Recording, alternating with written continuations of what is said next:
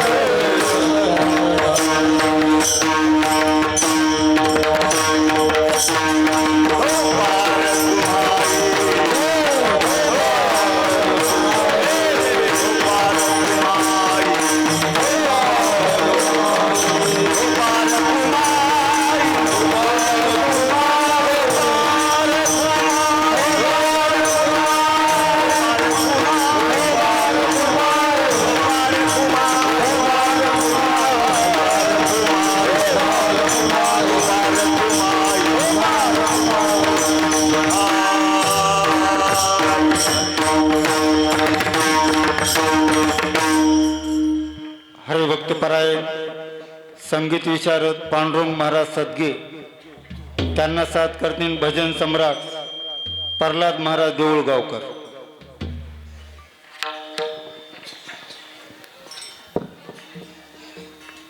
Hello, याचा मोकळा आवाज करा. Hello hello hello hello hello hello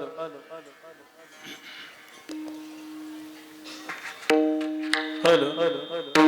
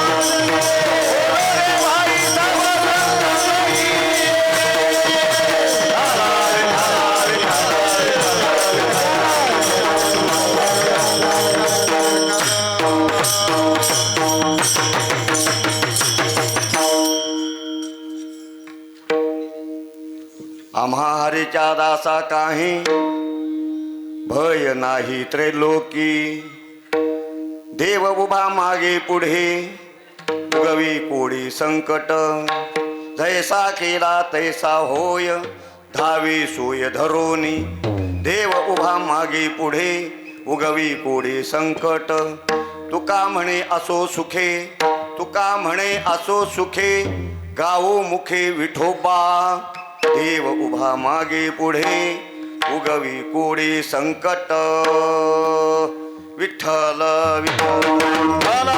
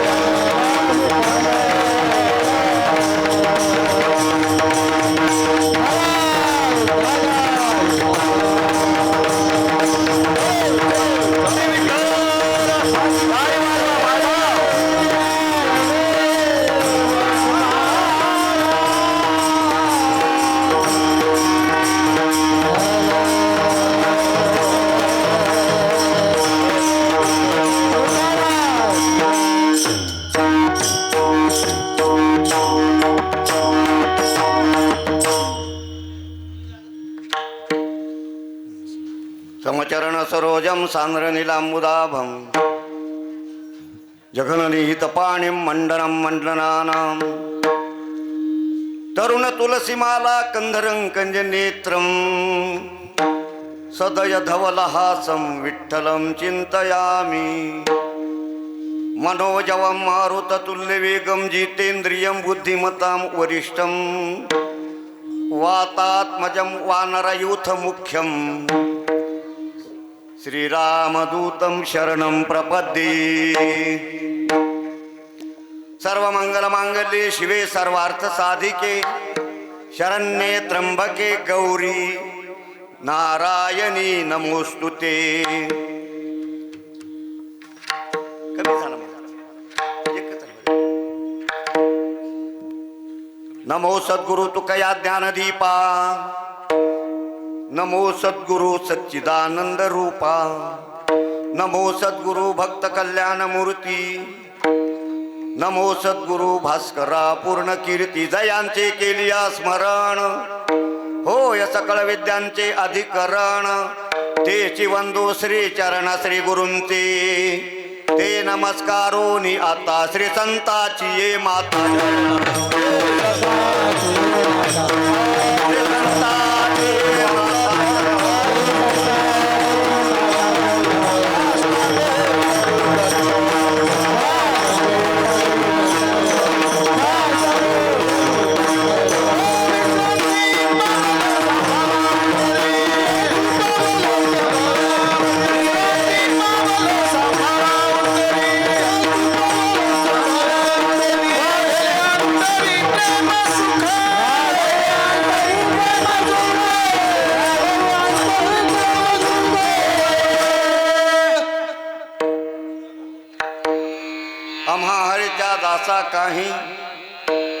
आम्हा हरेच्या दासा काही भय नाही त्रैलोकी देव उभा मागे पुढे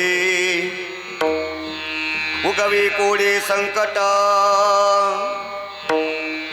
प्रस्तुत प्रसंगी प्राप्त स्थळी कीर्तन सेवेसाठी निवडलेला अभंग विश्वभूषण वैराग्याचे महामेरू श्रीमंत श्री जगद्गुरु तुकाराम महाराज यांचा 4 चरणाचा दिडक्या पद्धतीचा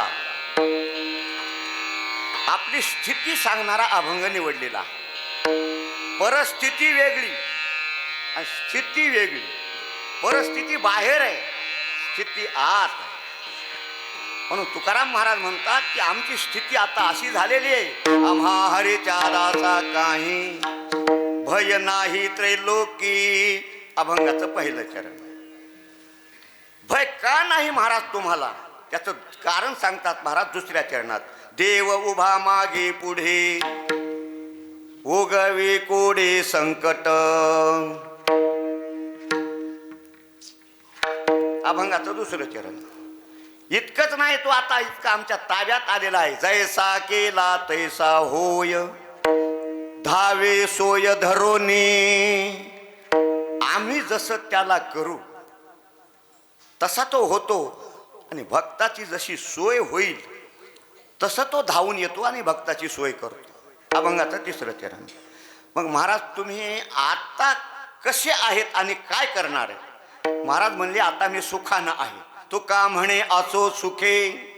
मग काय करणार. गाऊ मुखे विठोबा. देव उभा मागे पुढे उगवी कोडे संकट. असा अभंगाचा सरळ सरळ भावार्थ माझ्या बुद्धीप्रमाणे आहे. विठ्ठल विठ्ठल विठ्ठल.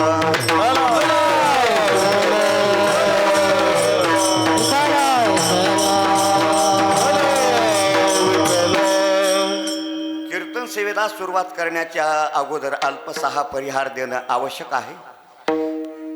अखिलकोट ब्रह्मांड नायक करुणा वरुणालय कारण अकारण जगदाधार भक्त हृदय वत्सल रुक्मिणी प्राण संजीवन भगवान पंढरीस परमात्म्याच्या असीम कृपेने विश्वमाऊली ज्ञानोबाराय श्रीमंत श्री जगद्गुरु तुकाराम महाराज आदी करून संत महंताच्या आशीर्वादाने तीर्थक्षेत्र नरळत इरळत मातोश्री देवई माय यांच्या पुण्यस्मरणाच्या निमित्ताने 52वी पुण्यतिथी आहे. या संस्थांचे मठाधिपती हरिभक्तीपरायण परम आदरणीय प्रातस्मरणीय हरिभक्तीपरायण तुळशीदास महाराज देवकर यांच्या आधिपत्याखाली हे सर्व कार्यक्रम चालतो आहे. मग त्यामध्ये भागवत कथा आहे. भागवत कथा प्रवक्ते हरिभक्तीपरायण उत्तम महाराज शास्त्री राजूरकर, आमचे रामायण वाचक आहेत आमचे कुलकर्णी देवबाप्पा, ज्ञानेश्वरी पारायण प्रमुख हिरामनरावजी गोपेकर आणि सर्व देवमाय संस्थांचे ट्रस्टी मंडळी, सर्व देवमायवर श्रद्धा असणारे सर्व भक्तगण, कीर्तनकार, प्रवचनकार, रामायणाचार्य, भागवताचार्य, सर्व गायनाचार्य मंडळी पंचक्रोशीतून आलेली, दोन्हीही सुंदर मृदंग वादक आणि सर्वांच्या एकत्रीकरणारं महिला मंडळ आहे, तरुण वर्ग आहे, नरळद, इरळद, गोपा, वाघलगाव आणि रोकडेवाडी 5 मुख्य गावं आहेत. परंतु परभणी जिल्हा, नांदेड जिल्हा, लातूर जिल्हा 3 जिल्ह्यामध्ये असणारे आमच्या देविकामाई मातोश्रीचे असणारे भक्तगण सर्वांच्या चरणी नतमस्तक होतो, सर्वांना मनोभावे वंदन करतो. आणि आज माझ्याकडं आलेली ही कीर्तन सेवा अनुभूत आहे बरं का. कारण हरिभक्तीपरायण जगन्नाथ महाराज देशमुख पंढरपूरकर यांच्या मातोश्री अटॅक आल्यामुळे आंबेजोगाईला असणारं पहिल्यांदा त्यांना ॲडमिट केलं. आंबेजोगाईवरून पुन्हा नंतर लातूरला ॲडमिट केलं आणि आता लातूरून पुण्याचा प्रवास चालू आहे त्या मातोश्रीचा. म्हणून महाराजांनी ह्या कार्यकारी मंडळाला विनंती केली आणि त्या विनंतीवरून मठाधिपती तुळशीदास महाराज देवकर यांच्या आज्ञेवरून आमचे अनंत महाराज शास्त्री, आमचे धोंडीरामजी नरगरे सर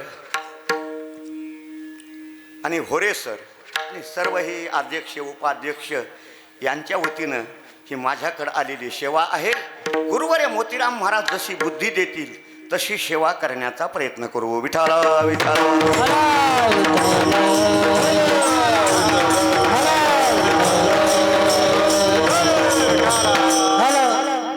नावं घेणं का टाळलं? सगळ्याच्या मला ओळखी आहेत. पंढरपूरच्या महाराजांना 4-2 नावं घेतली असते तरी त्यांच्यावर काही आक्षेप नव्हता, बरोबर आहे का? पण सगळ्याच्या ओळखी आहेत. 4-2 नावं घेतली तर बाकीच्या लोक म्हणतील आमचं का नाव घेतलं नाही गायनाचार्य. म्हणून सर्व गायनाचार्यांच्या उपस्थितीमध्ये, मृदंग वादकांच्या उपस्थितीमध्ये कार्यक्रम असणारा भव्य दिव्य प्रमाणामध्ये नियोजन सुंदर प्रकारचं केलेलं आहे.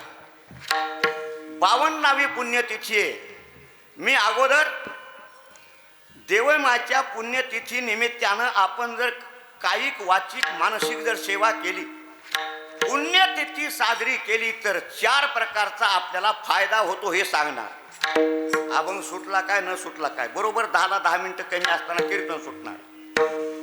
कारण प्रत्येक माणूस फायद्यासाठी इथं कोणत्या येतोय. मला आज कडाक्याची थंडी आहे, 20-20, 40-40 किलोमीटरवरून आपण आलात. लाभ काय आपल्याला? लाभाशिवाय माणूस त्या कार्यामध्ये प्रवेश करीत नसतो. मंदातला मंद साधक कोणत्याही कार्यामध्ये प्रवेश करतो, अगोदर लाभ पाहतो. लाभात या सोसे पुढे चाले मना. त्या उद्देशानं आपला काय लाभ आहे मातोश्री देवकामाईच्या पुण्यतिथी माध्यमातून तर 4 प्रकारचा लाभ सांगतो. देवकामाई म्हणजे संत आहे. संतांचं नाम घेतलं की पाप जातं, पहिला फायदा. तुका म्हणे पापे जाती संताची या जपे. संताचं नाव घेतलं की पुण्य प्राप्त होतं. पुण्यवंत भावे घेता सज्जनाची नावे, घेता सज्जनाची नावे, घेता सज्जनाची नावे. पुण्यवंत भावे घेता सज्जनाची नावे, घेता सज्जनाची नावे, घेता सज्जनाची नावे. पुण्यवंत भावे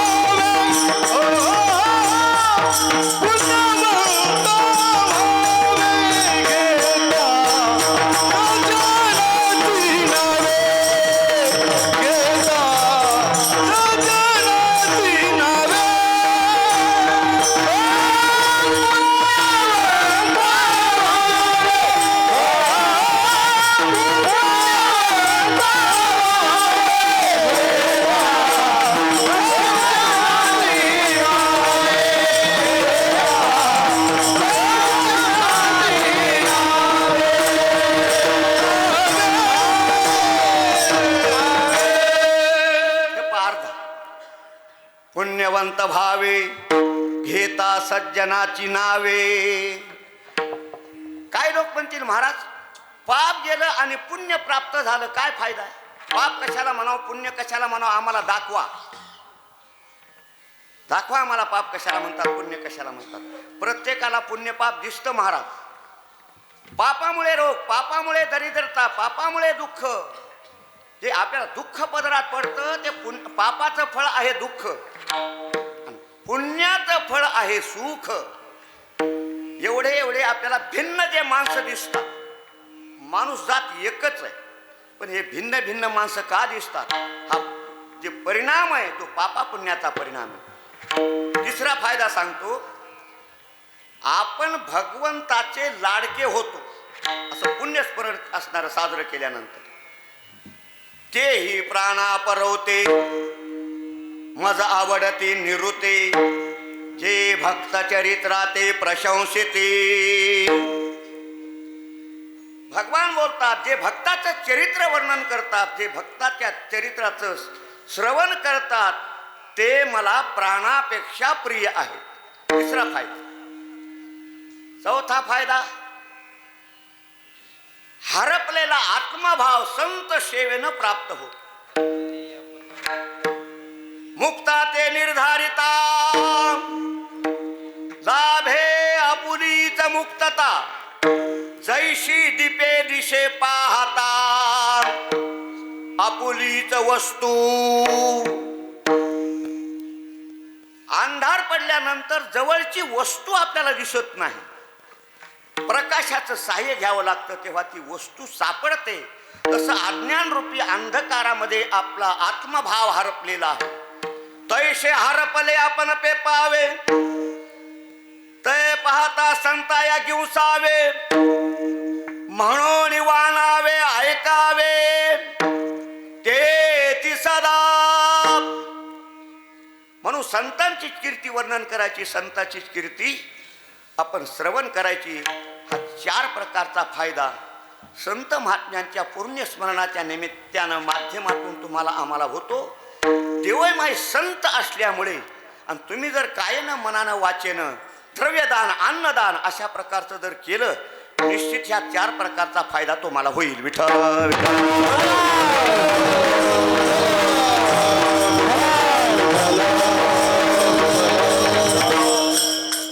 नाही सेवा केली तर नुकसान काय होईल?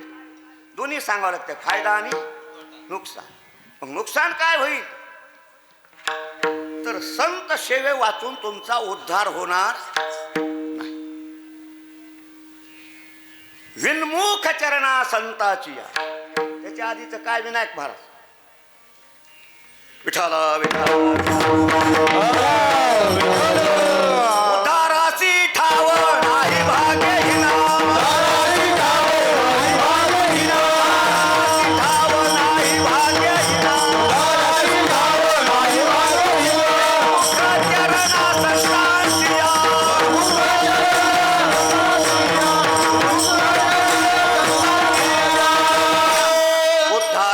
ठाव नाही भाग्यहीना, विनमुख चरणा संतांची. संतांच्या दर्शनापासून जो विनमुख होतो त्याला उद्धाराचा बाकीचा कुठेही ठाव संता वाचून नाही. म्हणून जर संतांना शरण गेलं, अशी कायनं मनानं वाचेनं सेवा केली तर आपला उद्धार होतो, आणि नाही जर सेवा केली तर नुकसान होत असते. या फायद्यासाठी गेल्या 52 वर्षापासून आपण देवमाची सेवा करत आहात. अभंग श्रीमंत जगद्गुरु तुकाराम महाराजांचा निवडलेला आहे. तुकाराम महाराज आपली स्थिती सांगतात. परिस्थिती वेगळी आणि स्थिती वेगळी. आज परिस्थिती सुधारलेली आहे. प्रपंच असो वा परमार्थ असो, सत्य महाराज परिस्थिती सुधारलेली. पहिल्या परमार्थामध्ये माईक नव्हता, लाईट नव्हती, मृदंगाला माईक नव्हते, गायकाला माईक नव्हते. परिस्थिती साधारण होती, पण आता परिस्थिती सुधारली. पहिलं पायानं जायचे. बरं, तिथं गेल्यानंतर जेवणाची काय व्यवस्था आहे? टाळकऱ्याला तर जेवायलाच मिळायचं नाही. सध्या गुलाबजामुनच्या पंक्तीत परिस्थिती सुधारलेली.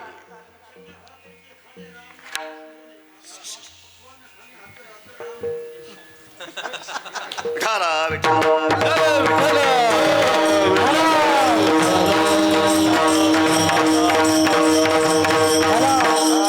परंतु आत्मस्थिती ज्याला म्हणतात त्या बाहेरच्या परिस्थितीचं देणं घेणं काहीही नाही. कोणी असो, भागवतामध्ये आलेला श्लोक आहे, आहार निद्रा भय मैथुनंच सामान्य तत् पशुभेदराणाम.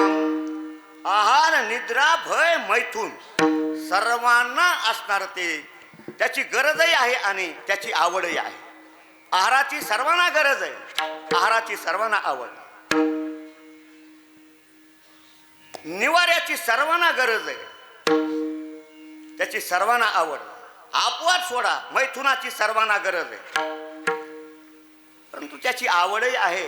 परंतु एक गोष्ट अशी आहे, 4 गोष्टीपैकी भयाची कुणाला गरजही नाही आणि भयाची कुणाला आवडही नाही. विठाल विठाल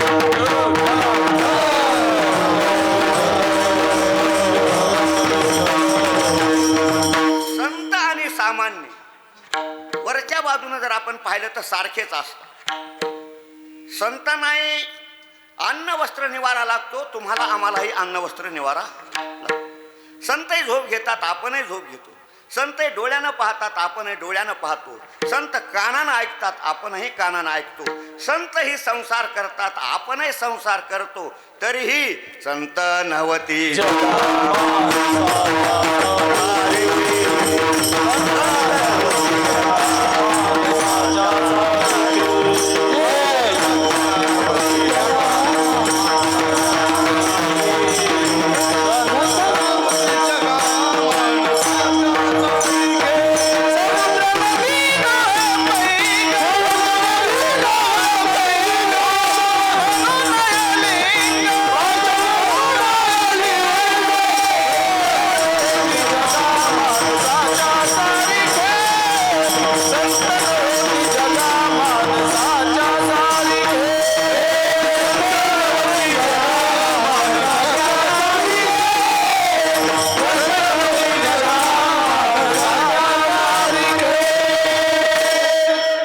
समुद्र नदी नोहे पैगा पाषाण म्हणून लिंगा. संत नवती जगा मानसा त्या सारिखे. माणसासारखे दिसत जरी असतील तरी माणसासारखे नसतात ते. नदीपासून समुद्र जरी तयार झाला तरी समुद्राला नदी म्हणायचं नाही. पाषाणापासून लिंग जरी तयार झाला तर लिंगाला पाषाण म्हणायचं नाही. तद्वत माणसासारखे संत दिसत असतील तरी संतांना माणूस म्हणायचं नाही. तो पाषाणा माझी परिसू रसा माझी सिद्ध रसू मनुष्याकृती अंशू माझाची जाण. भगवान बोलतात. पाषाण वेगळा आणि परीस वेगळा. सारखे दिसतात महाराज. हिरा आणि गारा सारख्या दिसतात पण सारख्या नसतात. दृष्टांत देतो म्हणजे आपल्या लक्षात नाही. पुण्याच्या जवळ केंदूर गाव आहे. केंदूर गावामध्ये कान्हो पाठक नावाचे संत होते. आणि कान्हो पाठक नावाच्या संतांची कीर्ती काशीच्या पंडितापर्यंत गेली. कारण संतांची कीर्ती वाऱ्या हाती माप चाले सज्जनाचे.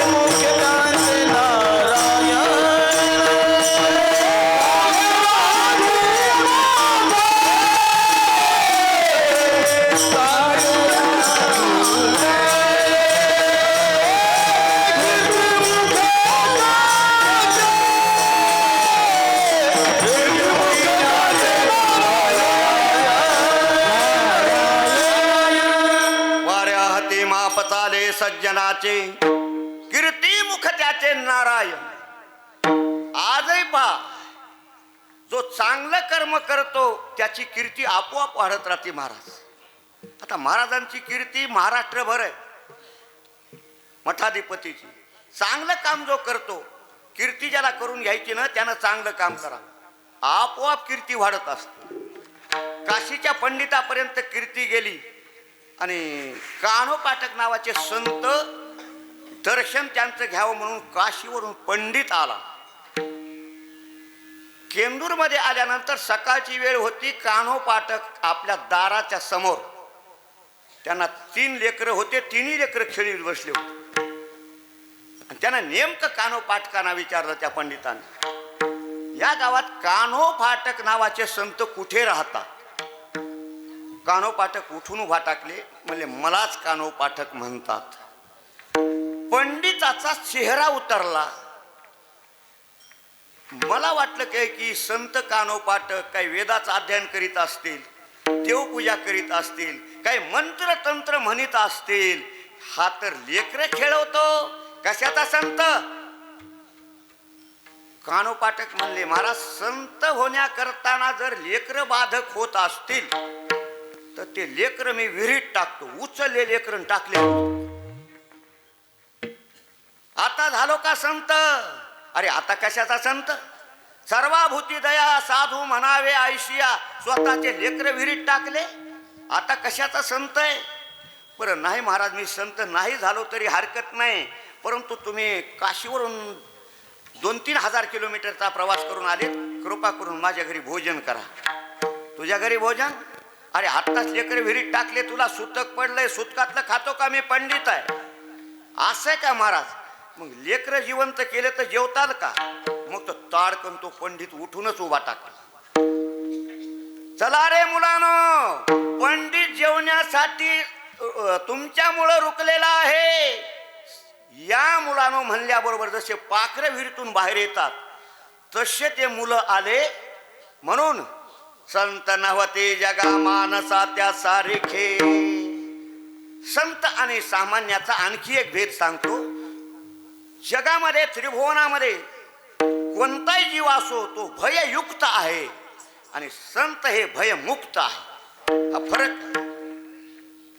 संत भय मुक्त आहेत महाराज. असं शास्त्रानं 9 प्रकारचं भय सांगितलं. शास्त्री भोगे रोग भयम, कुले च्युत भयम, वित्ते नृपालात भयम, माने दैन्य भयम, बले रिपु भयम, तपे इंद्रिय भयम, शास्त्रे वाद भयम, रूपे जरा भयम, काये कृतांतात भयम, सर्व वस्तू भयान्वितम भुवी न भाविताः.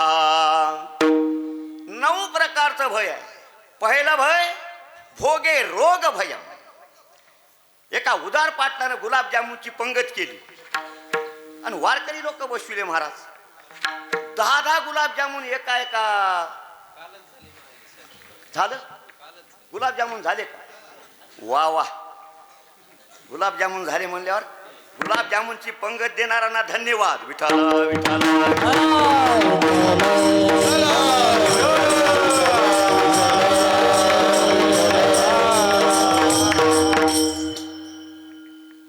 वारकरी मंडळी बसली.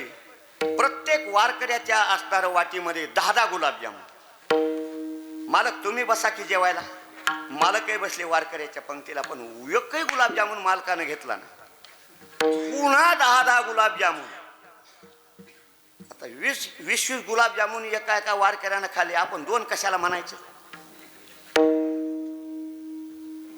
पण मालकानं गुलाबजामुनचा एकही घास घेतला नाही. वारकरी म्हणू लागले, मालक अहो तुमचंच घ्या ना. ते म्हणला, तुमच्या वाटीमध्ये गुलाबजाम जेव्हा आले तेव्हापासून माझी जीभ वळवळ वळवळ वळवळ करायली. पण डॉक्टरनं सांगितलंय मरेपर्यंत जिवंत राहायचं असल गुलाबजामुनच्या भानगडीत पडू नका. विठाला विठाला विठाला.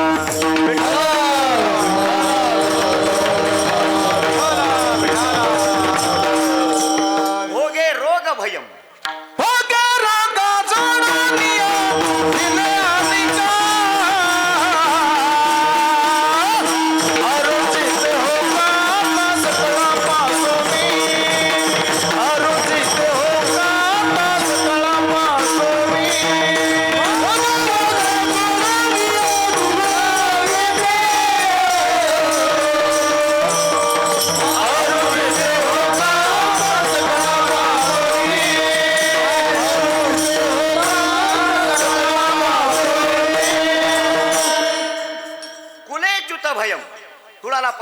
भय,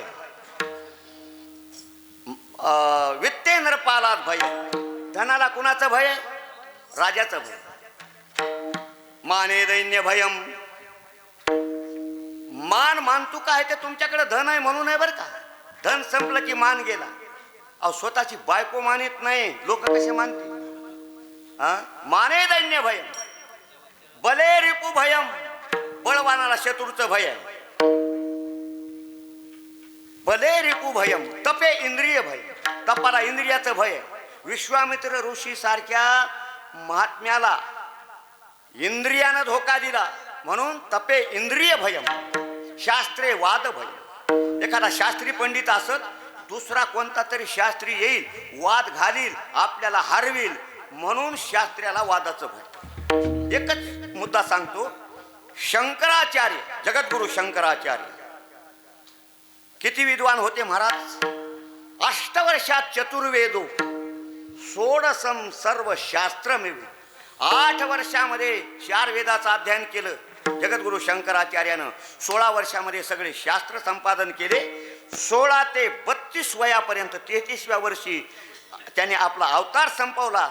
16 ते 33 पर्यंत भारतभर भ्रमण केलं. द्वैत मताचं खंडन केलं, अद्वैत मताचा प्रसार प्रचार केला. कुठे पंडित एखादा विद्वान असेल त्याला जायचं, वादात हरवायचं आणि त्याला द्वैत मताचा असणारा त्याच्याकडून हे काढून घ्यायचं, अद्वैत मताचा प्रसार प्रचार करायचा. करता करता मंडन मिश्र हे अत्यंत पंडित होते महाराज, विद्वान होते. मंडन मिश्राच्या गावाला जगद्गुरु शंकराचार्य गेले. मंडन मिश्र किती विद्वान होते? गावात गेल्याबरोबर विचारलं, मंडन मिश्र या गावात कुठं राहतात, त्यांचं घर कोणतं आहे? गावातल्या लोकांना परिचय दिला. ज्याच्या दारावर पोपट आणि मैना वेदात अध्ययन करतात, वेदाची चर्चा करतात, ते घर मंडन मिश्राचं. आता मंडन मिश्राच्या दारावर पोपट मैना जर वेदाची चर्चा करीत असतील तर ते मंडन मिश्र किती विद्वान असतील. पण जगद्गुरु शंकराचार्य गेले, वादामध्ये मंडन मिश्रांना हरविलं आणि द्वैत मताला धिक्कार करून अद्वैत मत त्यांच्याकडे स्थापित केलं. याला म्हणतात शास्त्रे वाद भयम, रूपे जरा भयम. रूपाला म्हातारपणाचं भय आहे. रूपाला कशाचं भय? अहो लहानपणी मी असा गोड दिसत होतो महाराज, काय सांगावं तुम्हाला महारुद्र. लहानपणी फार गोड दिसत होतो, पण सध्या कसं झालंय? पडली गोवारी तैसा दिसे तोंडावरी, तैसा दिसे तोंडावरी, तैसा दिसे तोंडावरी. खोबऱ्याची वाटी झाले असे मुख आणि गळत असे नाक श्लेष्मपुरी. तोंड खोबऱ्याची वाटी, नाका लागे हनवटी. 4-5 वर्षाचा जर मुलगा असला तर मुका घेतो माणूस. त्याच मुलाचं जर 80 वर्षे वय झाल्यानंतर कोणी असं ऐकले का म्हाताऱ्याचा मुका घेतलाय म्हणून? रूपे जरा भय, रूपाला म्हातारपणाचं भय. शेवटी मात्र कुणाला कोणतं भय असो, कुणाला कोणतं भय नसो, पण एक भय मात्र सर्वांना आहे, ते काळाचं भय आहे. काय कृतांतात भयम. असं जरी असलं तरी जगद्गुरु तुकाराम महाराज छातीला हात लावून सांगतात, आम्हारीच्या दासांगाही, आम्हारीच्या दासांगाही.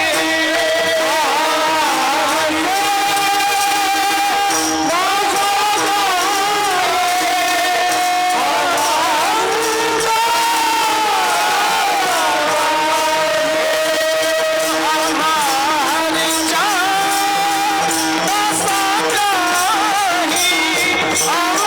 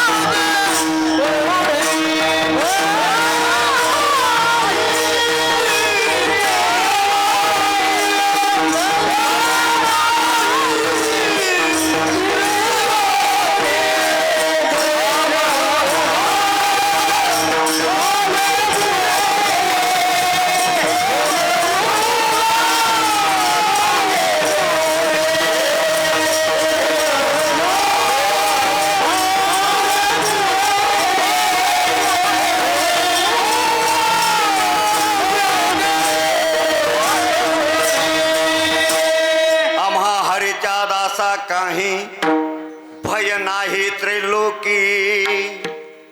तुम्हाला भय असेल पण काळाचं भय आम्हाला नाही. जे जे हरीचे दास आहेत त्यांना काळाचं भय नाही. प्रत्येकाला कोणतं जरी भय नसेल तर मरणाचं भय आहे. प्रत्येकाला कशाचं भय? मरणाचं भय प्रत्येकाला. तुम्हाला आम्हाला सामान्याला तर असेल, परंतु मरणाचं भय इंद्राला, मरणाचं भय ब्रह्मदेवाला. ब्रह्मदेवाच्या एका दिवसामध्ये 14 इंद्र मरतात.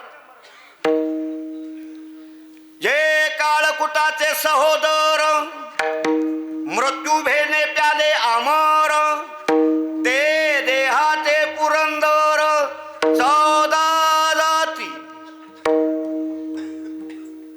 एका दिवसामध्ये 14 इंद्र मरतात. आशय ब्रह्मदेवाला मरावं लागतं. अब्रह्म भुवनान लोका पुनरावर्तिनोर्जुन. नळदिळत मध्ये गीतेचा पाठ चालतो का? करा की महाराज चालू गीतेचा पाठ करा. तुम्ही समर्थ आहेत. तुमच्या मनात तुका म्हणे आले समर्थाचे मना. चातुर्मासामध्ये एकदा गीता, चातुर्मासामध्ये गीता ज्याला पाठ आहे त्याला इथं ठेवा, आपोआप मुलं शिकतील. गीतेसारखा प्रमाण ग्रंथ नाही. हिंदूचा प्रमाण ग्रंथ गीता आहे. पण ज्ञानेश्वर महाराजांनी तुमच्या आमच्यावर उपकार केले.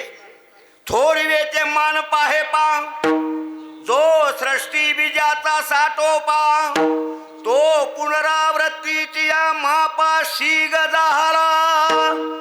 तुम्हाला आम्हाला सृष्टी निर्माण करणारा ब्रह्मदेव एक ना एक दिवस मरावं लागतं. पण महाराज म्हणतात आम्हा हरे चालाचा काही भय नाही त्रैलोकी.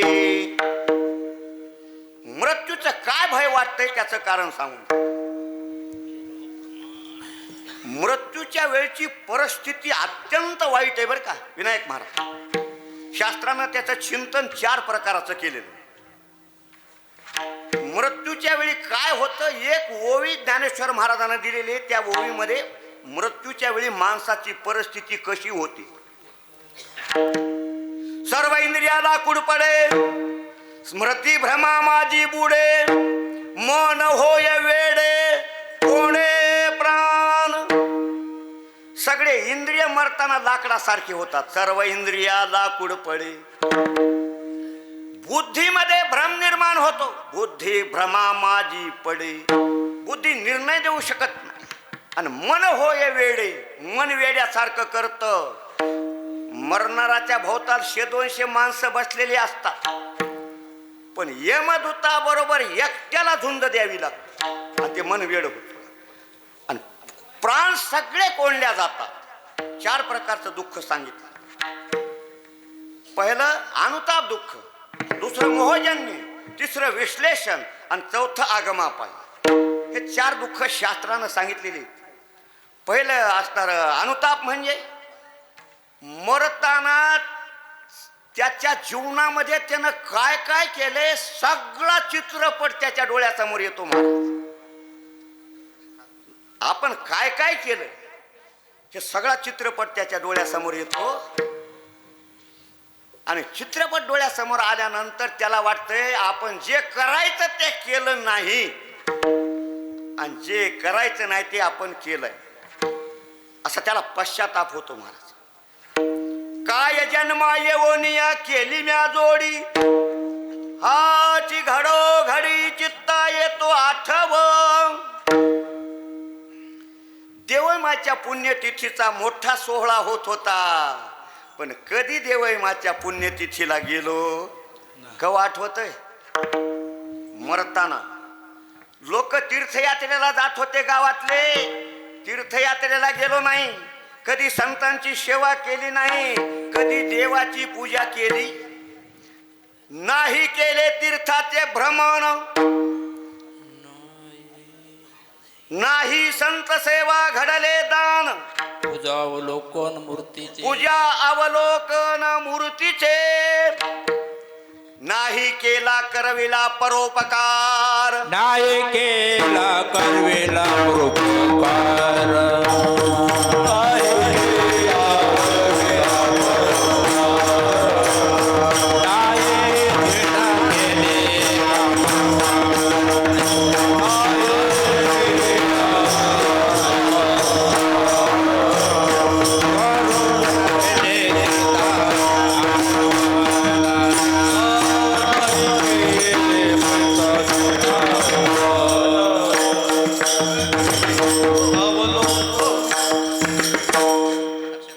केला करविला परोपकार नाही नाही दया आली पीडिता पर करू नये तो केला व्यापार वाहिला- वाहिला भार कुटुंबाचा. आपल्याला वेळेचं बंधन आहे म्हणून सर्व गायनाचार्य संगीत अलंकार असे सांगतो, प्रमाण देऊ नका. विठाला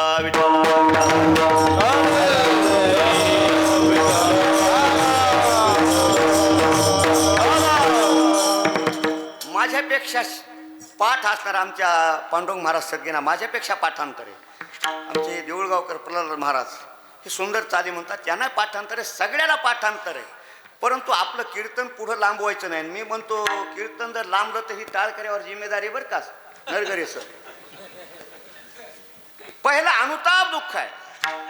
कबीर महाराज बोलता, करना था सो नहीं किया अब क्यों पछताय, करना था सो नहीं किया अब क्यों पछताय, होवे पेड़ बबूल का आम कैसे खाय.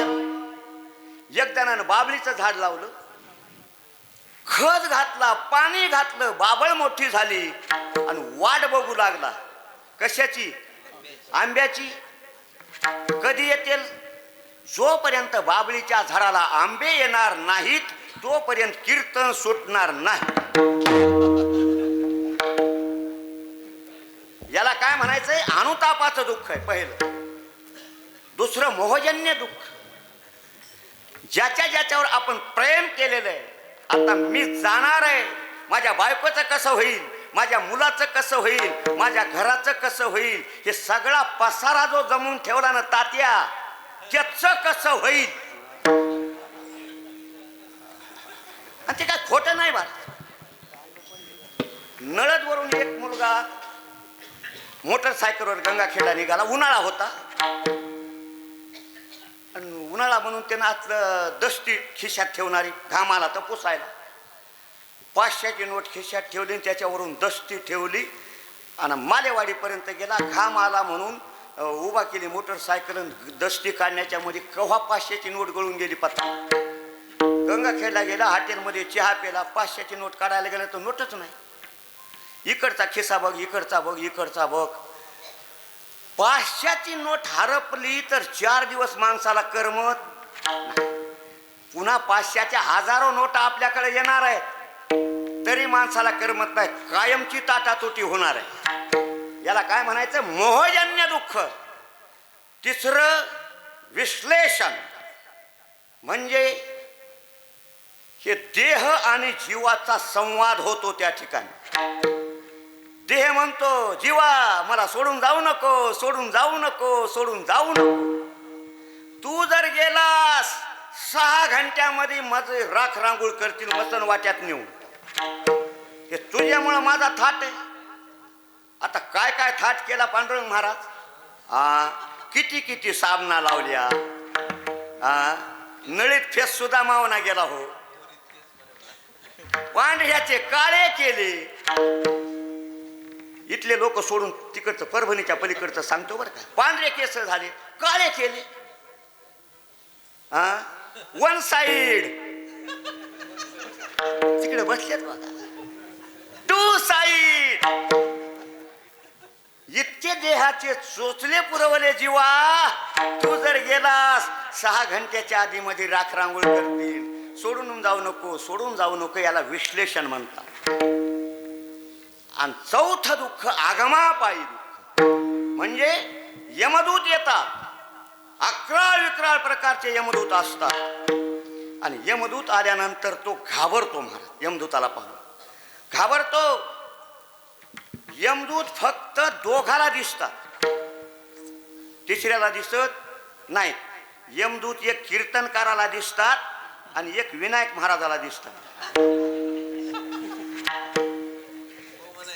आता इकडं कशाला म्हणून अजून पुढं पुष्प.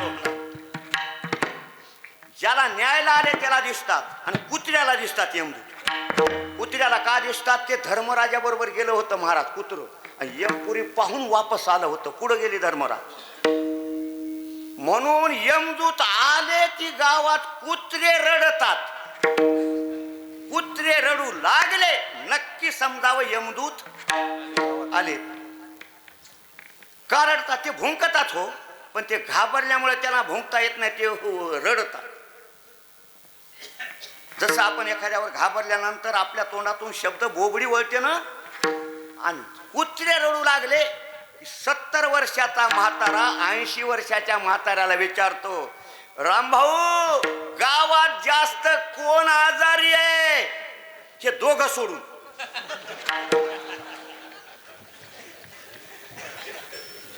आणि मग त्याला असणारा त्याचे पंचप्राण काढतात आणि मारिती झोडीती तोडीती निष्ठुर यमाचे किंकर बहुसार. असं मरणाचं दुःख आहे. म्हणून महाराज म्हणतात, आम्हाला ते दुःख नाही. आम्हा हरेच्या दासा काही भय नाही त्रैलोकी. मरण माझे मरून गेले मज केले अमर. मरणाच्या अगोदरच मरणावर त्यांनी विजय प्राप्त केलेला असतो. मरणाच्या अगोदर, देह पडायच्या अगोदर त्यांना जीवन मुक्ती प्राप्त झालेली असते. मरण हाती सुटली काया विचारे निश्चये. ते आता आम्हाला मृत्यूचं सुद्धा काळाचं भय. आता जगा काळ खाय आम्ही माथा दिले पाय. काळ गुलाम सलाम करी तुकया घरी राबतो. छातीला हात लावून सांगतात, आम्हा हरीच्या दासा काही भय नाही त्रैलोकी.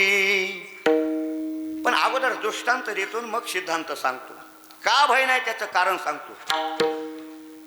प्रातस्मरणीय परम आदरणीय वैकुंठ निवासी गुरुवर्य धुंडा महाराज देगलूरकर दृष्टांत सांगायचे. एक वारकरी भिक्षा मागण्या करताना निघाला. हातामध्ये भिक्षेचं पात्र आहे. जसा वारकरी निघाला भिक्षा मागण्या करताना, पण काही लोक महाराज आक्षेप घेतात, वारकऱ्याने भिक्षा मागावी का? जरूर वारकऱ्याने भिक्षा मागावी. भिक्षा आणि भीक याच्यामध्ये फरक.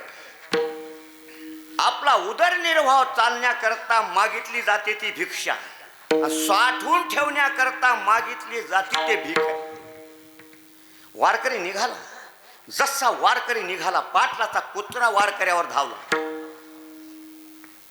धोंडा वारकऱ्यानं उचलला. धोंडा कुत्र्याला मारणार. तिथं 4-5 लोक बसले होते. वारकरी बुवा थांबा, कुत्र्याला धोंडा मारू नका. कुत्र्याला जर धोंडा तुम्ही मारला तर तुमचं नरडच फोडतं. मग काय करू? तो तर आता माझ्या अंगावर आलेलं काही नाही. ज्याचा कुत्रा आहे त्याच्या मालकाला हाका मारा. कोणाचा कुत्रा आहे? म्हणजे रामभाऊ पाटलाचा कुत्रा. रामभाऊ पाटील, तुमचा कुत्रा माझ्या अंगावर आलेला आहे, गळ्याला पाय घातले, नरड फोडण्याची शक्यता आहे. रामभाऊ पाटील घरात बसले होते. आवाज ऐकल्याबरोबर रामभाऊ पाटील उठले नाहीत, काही नाही. फक्त रामभाऊ पाटलानं बसल्या जागीत म्हणले, मोत्या मोत्या मोत्या यू. असं म्हणल्याबरोबर वारकरी सोडला. सरळ कुत्र कुठलं शेपूट हलवीत हलवीत मालकाच्या जवळ गेलं. कोण दारात आलंय म्हणून. मालक गेला. वारकरी दिसतोय. या वारकरी बुवा. पाटील पुढं, वारकरी मागे. घरात नेलं, घोंगडं टाकलं, वारकऱ्याला बसवलं आणि मालकाने दर्शन घेतलं. हे अंगणात बसलेलं कुत्र पाहत होतं. अरे बापरे, आपला मालक दर्शन घेतो, हा कुठला तरी मोठा अधिकारी असला पाहिजे. मग मालकानं मंडळीला सांगितलं, दूध करा, वारकरी आलेत. गिलास भरून दूध आणलं, वारकऱ्याला दिलं. वारकऱ्यानं दूध पिलं. पाटील येतो मी आता. या वारकरी बुवा, घर तुमचंच आहे, कधी येत जा. म्हणून वारकरी मागं सरकू लागला आणि येतो पाटील, येतो पाटील म्हणून वारकरी मागं सरू लागला.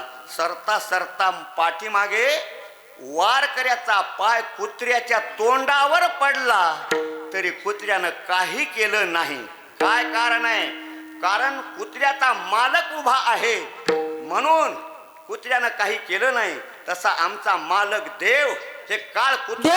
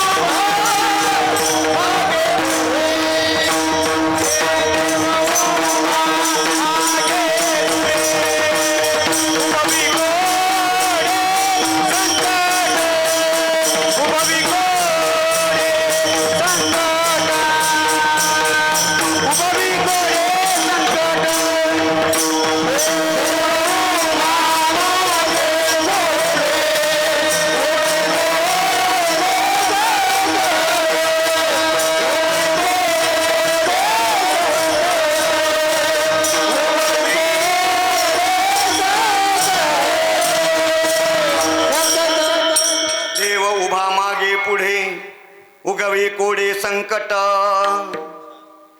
काळ हा कुत्रा आहे, कुत्र्याचा मालक देव, कुत्र्याचा मालक देव आमच्या मागे पुढे उभा असल्यामुळे आम्हा हरेच्या दासा काही भय नाही त्रैलोकी. देव उभा मागे पुढे. थोडं महाभारत सांगतो 5 मिनिटामध्ये. द्रौपदीच्या मागे अर्जुनाच्या पुढे उभा म्हणजे बसलेल्याच्या विरोधातला उभा नाही. उभा या शब्दाचा अर्थ आहे तत्पर. निवडणुकीला उमेदवार उभा राहतो, बसत नाही का? मग उभा कशामुळे म्हणायचं?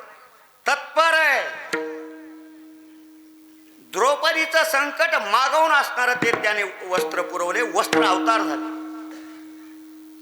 सारीथी या नारीथी, नारीथी या सारीथी, सारीथी या नारीथी, नारीथी या सारीथी.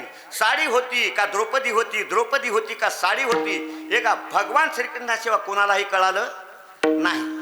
परंतु मागावून. आणि अर्जुनाच्या पायकुपाशी पाठीशी घातला, आपण पुढारा झाला. महाभारताचं युद्ध 18 दिवस चाललं. युद्ध संपलं, सगळे कौरव मारले गेले आणि रथ असा उभा होता. भगवान श्रीकृष्णानं सांगितलं, अर्जुना रथाच्या खाली उतर. अर्जुन मला तुम्ही उतरा. नाही म्हणे तू उतर. नाही म्हणे देवा तुम्ही उतरा. म्हणजे आशानं काय अर्जुन उतरत नाही. ढकलून दिला आणि देवानं उडी मारली की रथ पेटला. अर्जुन म्हणला, देवा तुम्ही अगोदर उतरले असते आणि मी मागून उतरलो असतो तर वेगळं सरपण आणायची गरजच नव्हती. पण देवा मला शंका, दररोज तुम्ही आधी उतरत होता, असा पाय देत होता, माझ्या उजव्या हाताला उजवा हात देत होता आणि मी तुमच्या मांडीवर पाय देऊन मग नंतर उतरत होतो. रथ पेटला नाही आणि आजच रथ का पेटला? त्या शंकेचं उत्तर भगवान श्रीकृष्ण देतात, अर्जुना हे समोरचे योद्धे जे होते हे काय सामान्य योद्धे होते का? पितामह भीष्माचार्य, गुरु द्रोणाचार्य, कर्णादिकासारखे वीर असे तुझ्या समोर होते. अरे तुझी पहिल्या दिवशीच राख रांगोळ झाली असती, मी पुढं होतो म्हणून वाचलास. विठ्ठल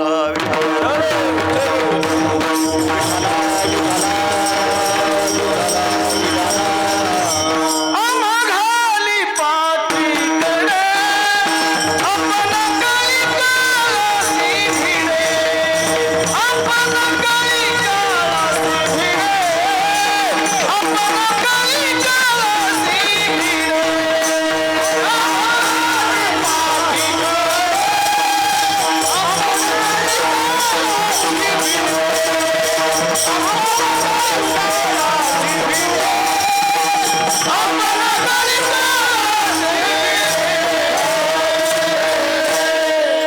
आम्हा घाली पाठीकडे आपण कळी काळासी भिडे. काय सुंदर नियोजन आहे. हे संपूर्ण संगीत अलंकार गायनाचार्य मंडळी, सर्व टाळकरी मंडळी आणि दोन्ही मृदंग अलंकार यांच्याबद्दल एकदा कडकडून टाळ्या होऊ द्या मंडळी. देव उभा मागे पुढे, मागे पुढे राहून काय करतो? उगवे कोडे संकट. कोड वेगळं आणि संकट वेगळं. आता प्रमाण किती आहेत, पण घड्याळ मला वाटतं आता जास्त पळायचं लावलं का मठाधिपती? मागे पुढे उभा राहे सांभाळीत, आलिया घात निवाराया. कोड वेगळं आणि संकट वेगळं. उत्तम महाराज, कोड हे सोपं असतं पण त्याचं उत्तर अवघड असतं. मी एक सर्वसामान्य कोडं घालतो.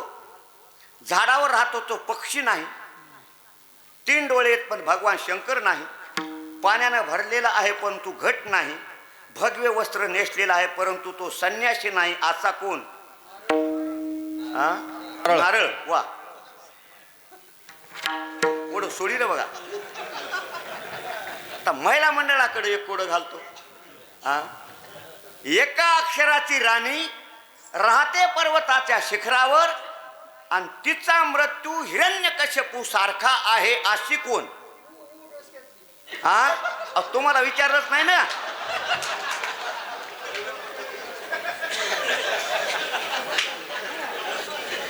विठाला विठाला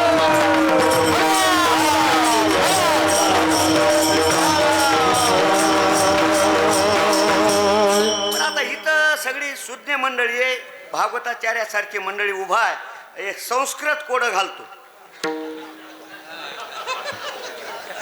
बघा देवबापा उत्तर आलं तर बघा. केशव पतंती दृष्ट्वा पांडवा हर्ष जायते कौरवा रुदंती सर्वानी हाय केशव हाय केशव हाय केशव. कोड सुटल्याशिवाय कीर्तन सुटणार नाही. कसं करायचं गणेश महाराज? सोडवा की. हा, केशव पतंती दृष्ट्वा. के म्हणजे मासा, मासे मरून पडले आणि ते बगड्यानं पाहिले. पांडव म्हणजे बगळा. पांडवा हर्ष जायते, मासे मरून पडले, बगड्यानं आनंद झाला. कौरवा रुदंती सर्वानी, कावळे रडू लागले. कौरव म्हणजे कावळा, संस्कृत भाषा आहे. हाय केशव हाय केशव ह्याला कोड म्हणतात. आणखी एक भविष्यकार होता. त्या भविष्यकाराची मुलगी अत्यंत सुंदर होती, भविष्यामध्ये तज्ञ होती. एक आणखी एक कोड घालतो आणि पुढं 10 मिनिटामध्ये कीर्तन संपवतो. एक तरुण मुलगा होता आणि ती सुंदर तरुण मुलगी होती भविष्यकाराची. आणि तो मुलगा तिच्याकडे पाप दृष्टीने पाहू लागला. नरगरीसर तिच्या लक्षात आला आणि तिनं त्याला बोलायला सुरुवात केली कोड्यामध्ये. विनायक महाराज, हे दुसऱ्या तिसऱ्याची अपेक्षा करू नको. 5व्याची मी 6वी कन्या आहे. 9 निधी जरी दिलास, डोक्यावर घागर घेऊन जरी पाणी भरलंस तरी मी तुला प्राप्त होणार नाही. आपलं कामच आहे. कोडा जोपर्यंत सुटत नाही तोपर्यंत कीर्तन सुटत नाही.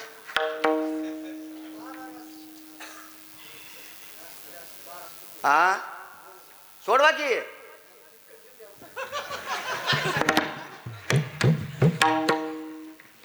पंचांगामध्ये राशी आहेत 12. मेष वृषभ मिथुन कर्क सिंह कन्या तुळ वृश्चिक धन मकर कुंभ मीन. दुसरी रास कोणती आहे? वृषभ. वृषभ कशाला म्हणतात? बैलाला. ए बैला, ती त्याला बैला म्हणली. तिसरी रास आहे मिथुन. मैथुनाची अपेक्षा करू नको. 5वी रास आहे सिंह. सिंहाची 6वी रास आहे कन्या. सिंहाची मी कन्या आहे. 9 निधी दिलास. 9वी रास आहे धन. धन जरी दिलास. 11वी रास आहे कुंभ. कुंभ म्हणजे घागर घेऊन माझ्या घरी पाणी जरी भरलंस तुला प्राप्त होणार नाही. याला कोड म्हणतात. विठाला विठाला.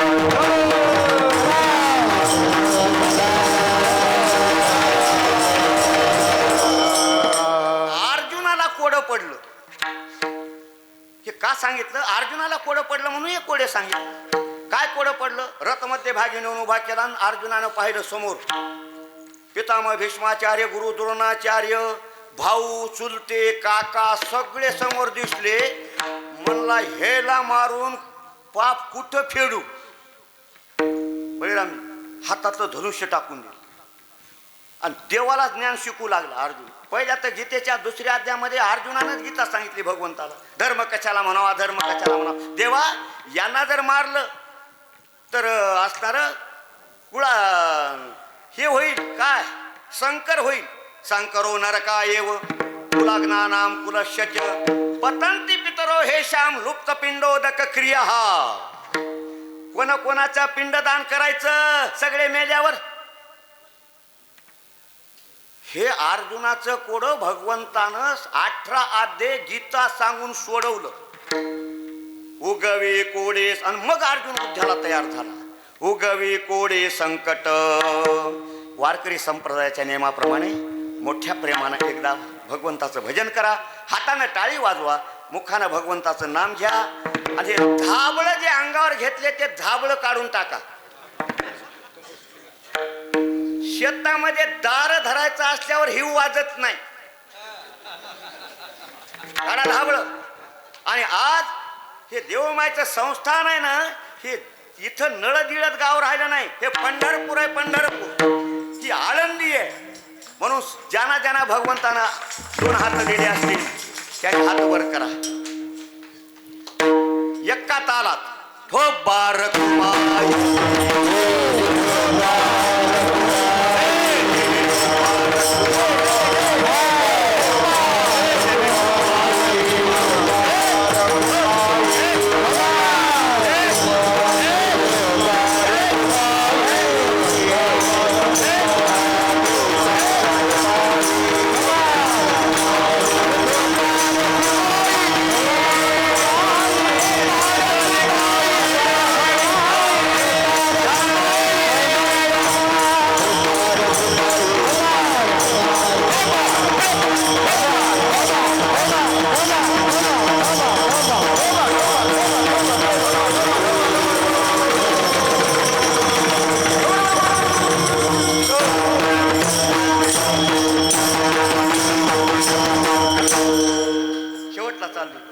आम्हा हरेच्या दासा काही भय नाही. त्रैलो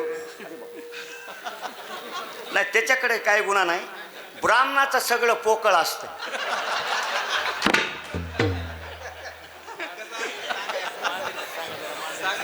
अहो, ब्राह्मणाच्या कष्ट्यामध्ये सकाळी 8 वाजता मांजर गेलं, 12 वाजता बाहेर निघालं.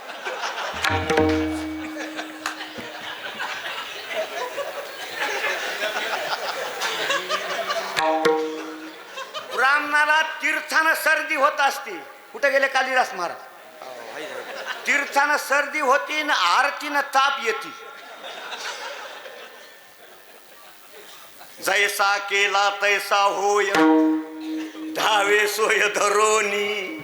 जशी सोय तसं करावं लागेल ना विनायक महाराज. जसा केला तो तसा होतो आणि भक्ताची जशी सोय होईल तसा तो धावून येतो भक्ताला त्या संकटातून सोडवता. अनेक चरित्रे, एक चरित्र सांगतो, सेवा सांगतो. जगन्नाथपुरीमध्ये लाखा कोलाटी नावाचे संत होते आणि त्यांची मुलगी असणारी, सुंदर प्रकारची असणारी, ती तारावर नाचायची आणि लाखा कोलाट्यानं ढोल वाजवायचा. आता आपण डोंबाऱ्याचा खेळ पाहतो. मग संताला जात नसते बरं का, लक्षात ठेवा. याता याती धर्म नाही विष्णुदाचा, निर्णय हा ऐसा वेदशास्त्री. पैसे टाकायचे लोक खेळामध्ये, पण लाखा कोल्हाट्यानं काय करायचं, ते सगळे पैसे जगन्नाथाच्या पेटीमध्ये टाकायचे आणि जगन्नाथाचा 2 टाइमचा प्रसाद खाऊन राहायचे. 1 रुपया सुद्धा त्यानं आपल्या प्रपंचाला लावला नाही.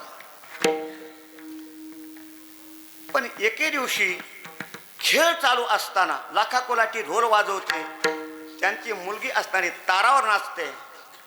राजकुमार आला आणि त्यानं पाहिलं, सुंदर होती महाराज ती मुलगी. तिला सांगितलं, अरे असा खेळ काय करतेस, तुला राणी करतो, चल माझ्या बरोबर. तिनं सांगितलं, बाबा राजकुमाराबरोबर मला जायचंय. लाखा कोलाट्याच्या डोळ्याला धारा लागल्या. जाऊ नको ताई, जाऊ नको, एक ना एक दिवस तुझा विश्वासघात झाल्याशिवाय राहणार नाही. पण तिनं ऐकलं नाही, ती राजकुमाराबरोबर गेली. लाखा कोलाट्याचा खेळ बंद पडला. ढोल अडकून ठेवला खुंटीला. ढोलाकडे पाहायचा रडायचा, ढोलाकडे पाहायचा रडायचा. 3 दिवस झाले, अन्न नाही पाणी. अशा परिस्थितीमध्ये भगवंतानं पुजाऱ्याचं रूप घेतलं आणि प्रसाद घेऊन आले. लाखा महाराज घ्या प्रसाद. हा लाखा कोलाट्यानं सांगितलं, प्रसाद खाण्याचा अधिकार माझा नाही, कारण मी खेळच केला नाही, प्रसाद खाऊ कसा. वापस गेले पुजारी भगवंत. आणखी 2 दिवस झाले, 5 दिवस झाले, लाखाला पाणी नाही, अन्न नाही. भगवंतानं सांगितलं, रुक्मिणी आता माझा लाखा वाचत नाही. मग काय करायचंय?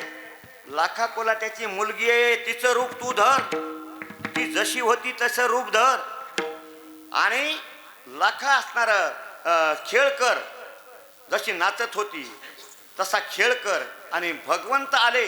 आता लाखा तर पडलेला होता महाराज, भगवंत कामगाराच्या रूपानं आले आणि ती रुक्मिणी आईसाहेब त्याच्या मुलीच्या रूपानं आली. लाखाच्या गळ्याला पडली. बाबा माझी चूक झाली, तुम्ही जाऊ नका म्हटलेत, परंतु मी ऐकलं नाही, वापस आले. म्हणून गळ्याला पडून रडली. आणि भगवंत म्हणू लागले त्या दाराहून लाखा कोलाट्याच्या जाताना, मला काही काम मिळेल का कुठं, मला काही काम मिळेल का कुठं. लाखानं सांगितलं, तुला काम करता येते? ते म्हणला, मला कोणतंही काम करता येते. पगार काय घेशील? काही पगार घेणार नाही, फक्त 2 टाइमचा प्रसाद असणारा भगवान जगन्नाथाचा खाऊन मी असणारा, दुसरं काही पगार घेणार नाही. लाखानं विचारलं, तुला ढोल वाजवता येतो का? देव मनातल्या मनात म्हणले, आतापर्यंत बऱ्याच लोकांचे ढोल वाजविले, ढोल वाजवणं सुरू झालं आणि तारावर असणारे रुक्मिणी आईसाहेब त्या मुलीच्या रूपामध्ये नाचू लागले. पैसे पडू लागले, भगवान जगन्नाथाचे पेटीमध्ये असणारे पडू लागले. आणि प्रसाद खाऊन लाखा आणि ती मुलगी आणि कामगार होता तो भगवंत, हे तिघं प्रसाद खाऊ लागले. 1 महिना झाला. 5व्या दिवशी आली होती महाराज ही रुक्मिणी आईसाहेब त्याच्या मुलीचं रूप घेऊन.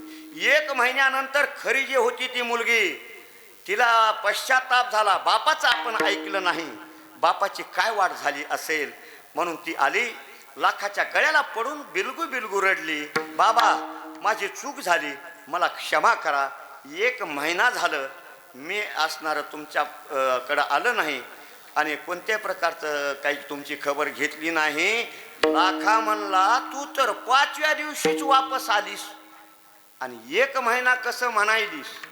तिनं सांगितलं, भगवान जगन्नाथाची शपथ घेऊन सांगते, 1 महिना झालाय मी आले नाही. आणि मग इथं तुझ्या रूपामध्ये असणारे खेळ करणारी कोण आणि असणारा तो ढोल वाजवणारा कोण? भगवान आणि रुक्मिणी आईसाहेब मागं उभा होते महाराज. लाखाच्या लक्षात आलं, मागं फिरून पाहिलं तसं भगवान आणि रुक्मिणी आईसाहेब गुप्त झाल्या. विठ्ठल विठ्ठल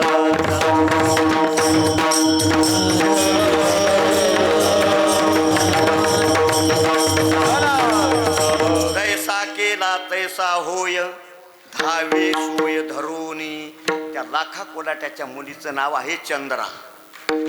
आतापर्यंत मला काही लक्षात येणं गेलं, कारण वय 75 कडे चाललंय बरं का मठाधिपती. वाटत नाही असं, हा? वाटत नाही म्हणलं, 15-16 सारखे वाटत. आता वाटत नाही, ही देवय माची कृपा. विठ्ठल विठ्ठल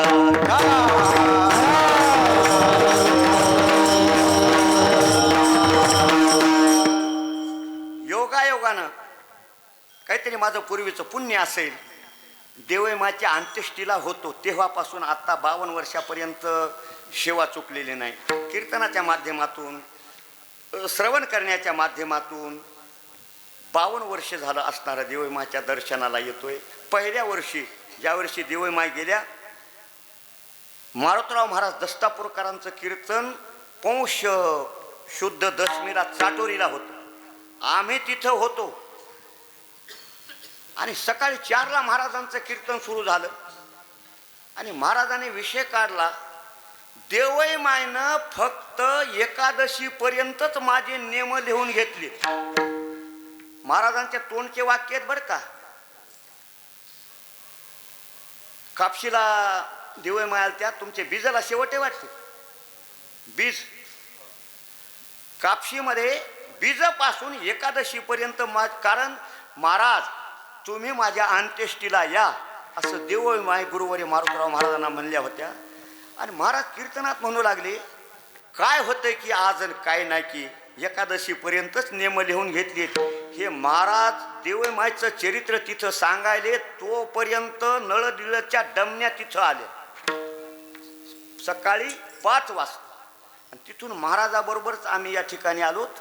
तो झाला सोहळा अनुपम्य.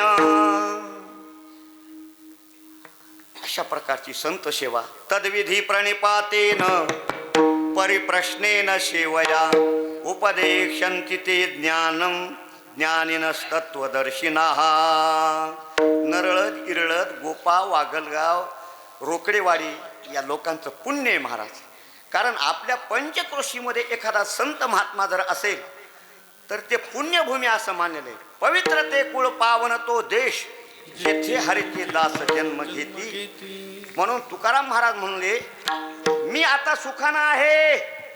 तुका म्हणे असो सुखे, तुका म्हणे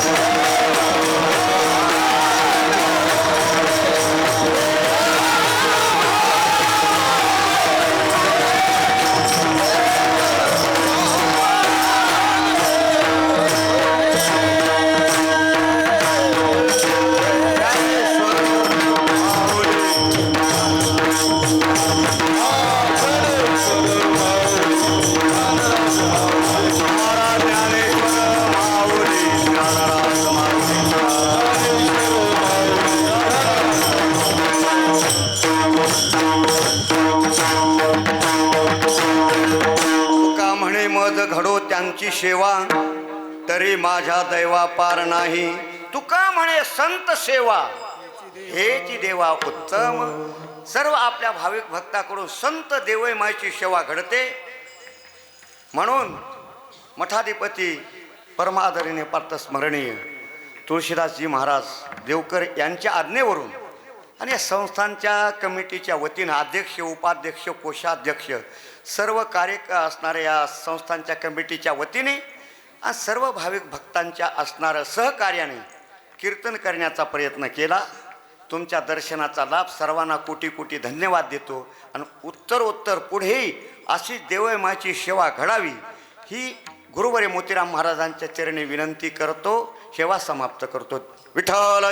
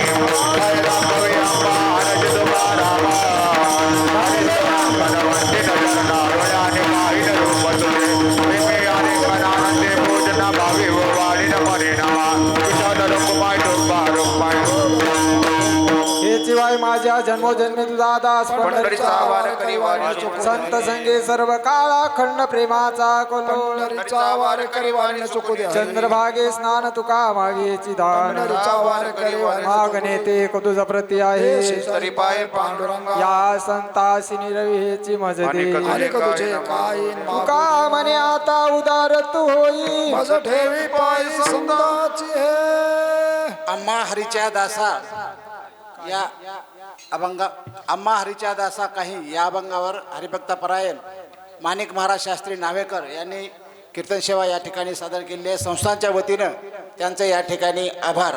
त्याचबरोबर विनायक महाराज दत्तवाडीकर आणि महेश महाराज सदगे यांचं पण संस्थांच्या वतीनं आभार. त्याचबरोबर हरिभक्तपरायण भागवताचार्य पांडुरंग महाराज सदगे आणि प्रल्हाद महाराज देऊळगावकर यांचाही आभार. उपस्थित सर्व गायनाचार्यांचा या ठिकाणी मी आभार व्यक्त करतो. तसेच सर्व श्रोते मंडळीचं, महिला मंडळीचं या ठिकाणी आभार. उद्या सकाळी ठीक 8 ते 10 या वेळामध्ये निवृत्ती महाराज इसादकर यांचा हरिकीर्तन होईल. ज्ञानदेव